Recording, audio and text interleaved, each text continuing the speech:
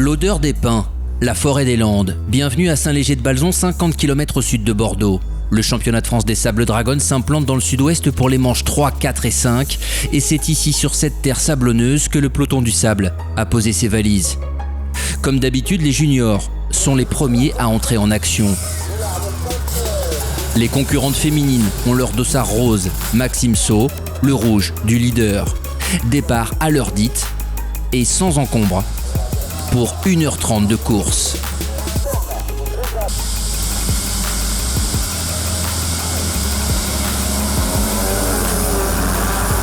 À l'issue du premier tour, on retrouve aux premières places les 3 pilotes qui vont animer l'épreuve. Scotty Verac sur sa 125 tient tête à Maxime Saut et Anthony Bourdon. Peu à peu, les 250 prennent le dessus et une formidable bagarre va débuter entre Bourdon et Saut.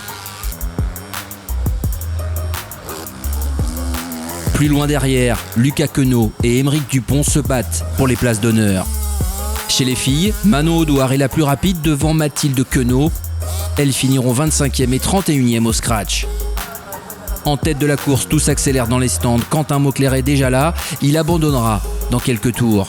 En tête, Anthony Bourdon s'arrête à son tour. À 17 ans, il sort tout juste de sa saison de Supercross en Allemagne. Sa mère et sa copine Émilie sont là pour l'aider. Ça fait une semaine qu'il est revenu d'Allemagne.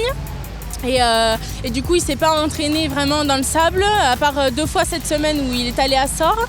Et ici, il est venu surtout parce que c'est un terrain qu'il apprécie, je pense, et c'est son motoclub.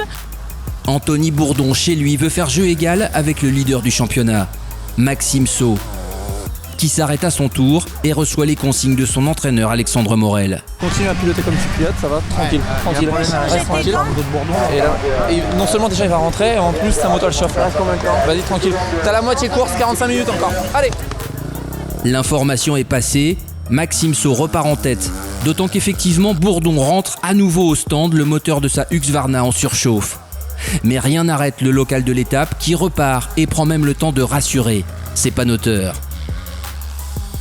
Alors que Scotty Verac s'accroche à sa 3e place, Bourdon se rapproche de Saut et sur la ligne d'arrivée surprise, il est parvenu à le doubler dans les derniers virages et s'impose avec moins d'1 seconde d'avance.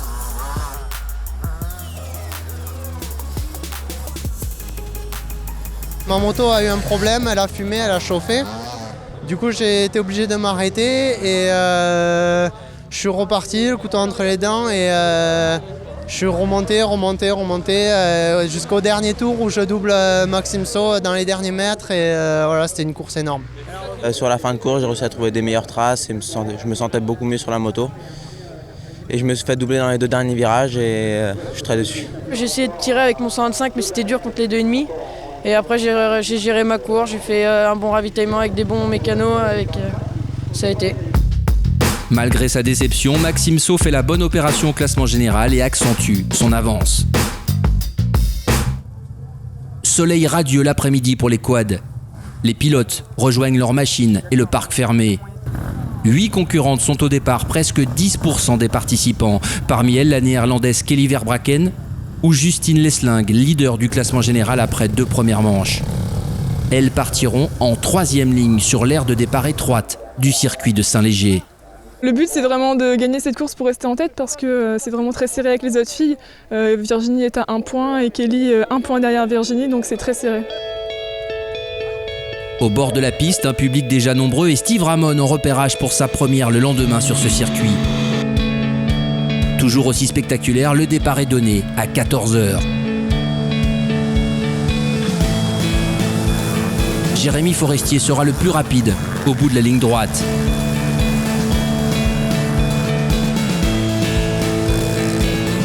Warnia est parti plus prudemment.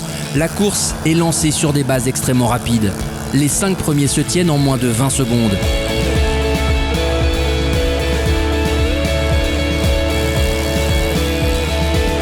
À ce petit jeu, la première victime s'appelle Kevin Rochereau.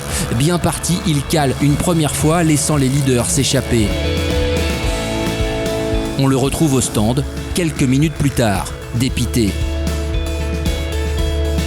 J'ai les plaquettes qui ont sauté, truc à la con quoi. Truc qui arrive jamais et puis les plaquettes arrière sont sorties de l'étrier, pourquoi je sais pas. Alors, c'est comme ça, tant pis de toute façon.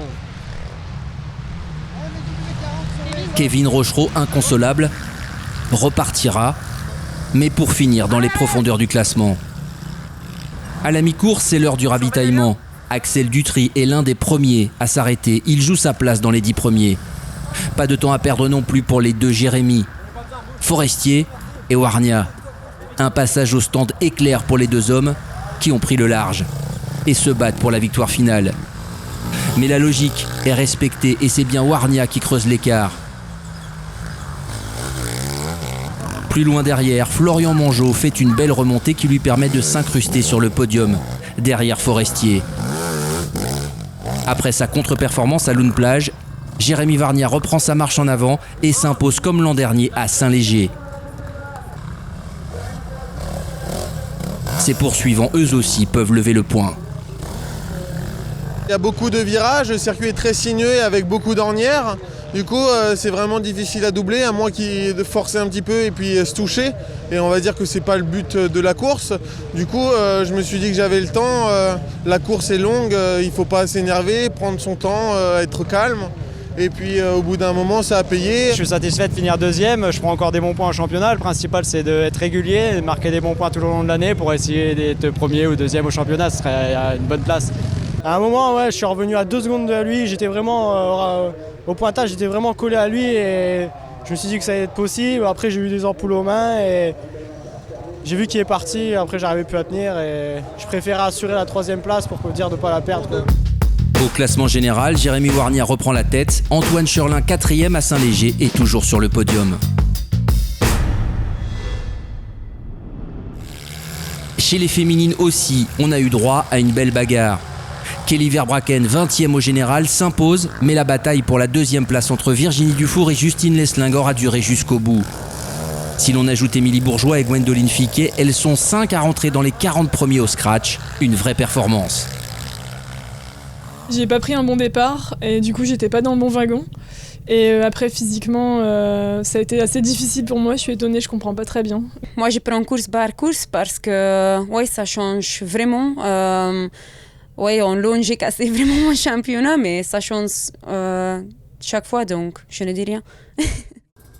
Fin du premier acte à Saint-Léger-de-Balzon. Petite conférence de presse pour les organisateurs et quelques-uns des héros du jour, Anthony Bourdon et Jérémy Forestier, mais aussi ceux du lendemain avec Axel Van de Sande, leader du classement général moto et vainqueur de la Red Bull Knockout le dimanche précédent. Mais la journée est loin d'être finie pour les officiels de la fédération qui procèdent au contrôle technique des motos qui seront en lice le lendemain. Avec plus de 450 engagés cette année, l'Endurance des Lagunes a établi son nouveau record de participants. Dimanche matin, 30 pilotes sont attentifs au briefing qui précède la course Espoir. 1 heure d'épreuve les attend sur un circuit raccourci.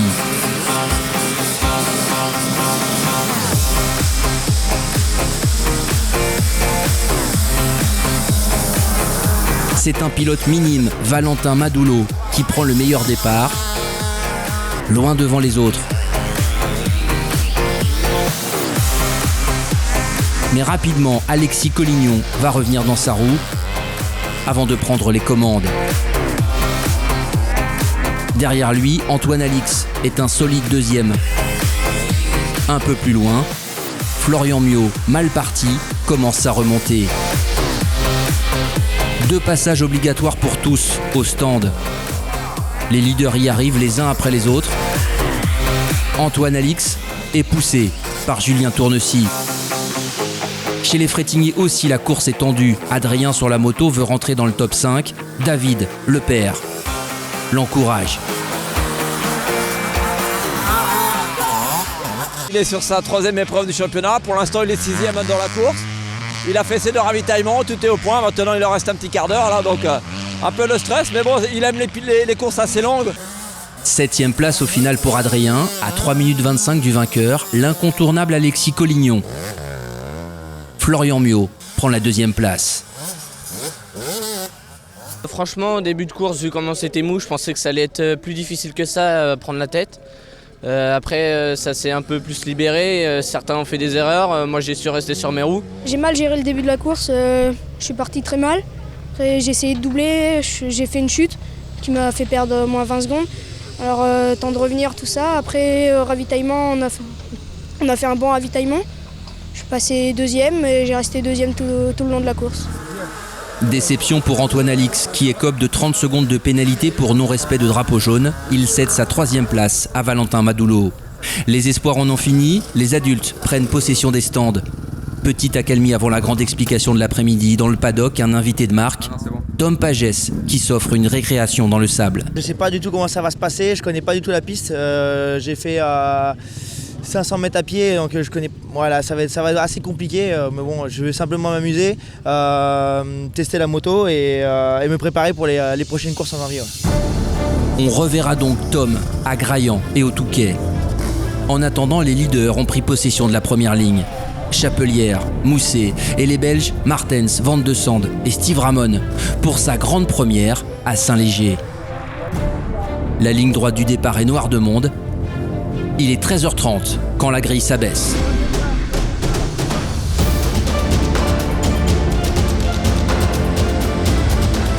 Van de Sande est le plus rapide. Martens, Mousset, Prévost sont tout près. 250 pilotes suivent dans la foulée. Damon Martens impose le premier son rythme et prend la tête. Mais Benoît Paturel n'est pas loin. Le pilote de GP est venu à Saint-Léger parfaire sa condition physique. Pendant près d'1 heure, il sera aux avant-postes. Mousset, Van de Sande, Fura suivent de près. Chapelière, en revanche, est décroché. Mais le grand perdant du jour s'appelle Steve Ramon. 20 minutes de course seulement avant la casse mécanique. Il suit le reste de la course, au bord de la piste. Après 3 quarts d'heure, premiers arrêts au stand pour les petits réservoirs, dont fait partie Richard Fura sur sa Kawasaki. 30 minutes plus tard, c'est un vrai tourbillon qui commence. Martens déboule en leader, suivi de près par Benoît Paturel.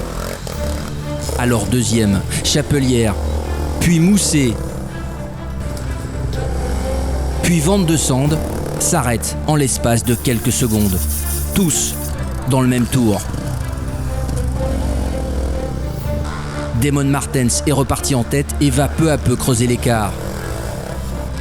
Derrière lui, Camille Chapelière, auteur d'une belle remontée, n'a pas le souffle pour s'imposer. Axel Van de Sande s'est débarrassé de Mousset et Fura pour finir 3e. Benoît Paturel, quant à lui, est repassé par les stands, les mains bourrées d'ampoules. Il finit 7e. 15 jours après Lune Plage, Martens regoute donc à la victoire et prend du même coup la tête du classement général. Je suis super content de ce résultat aujourd'hui. C'était vraiment important pour moi après la victoire de Lune. C'est dur d'enchaîner plusieurs victoires à la fois, donc ouais, c'est sûr que c'était important. Puis cette course est vraiment très physique. Damon était parti, c'était compliqué on va dire pour le rattraper parce que il est parti devant et puis voilà, c'est un bon pilote, il a fait tout ce qu'il fallait pour gagner. C'est un concours difficile pour moi. J'ai trop de faux et je ne roule pas bien aujourd'hui. Mais bon, je suis content, 3e reste bien.